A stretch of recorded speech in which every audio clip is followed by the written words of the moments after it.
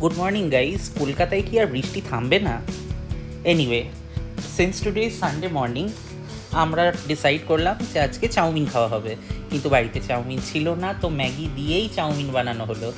Soya sauce দিয়েছিলাম, vinegar দিয়েছি, tomato sauce দিয়ে। আজকে চাউমিনটা অবশ্য খুব জুরজুরে হয়েছে, কিন্তু এতটুকু চাউমিনে কি আর আমার পেট ভরে? তাই খেলাম, মন ভরলো না। তাই 11টার সময় বাবাকে বললাম সিঙ্গারা নিয়ে আসতে। বাবা কোথা থেকে জানি না এত ছোট্ট ছোট্ট সিঙ্গারা আনলো, লাড্ডুটাও দেখো কত ছোট্ট। তারপর আমরা মাকে বললাম যে আজকে একটু ডাল মাখা খেতে ইচ্ছে করছে।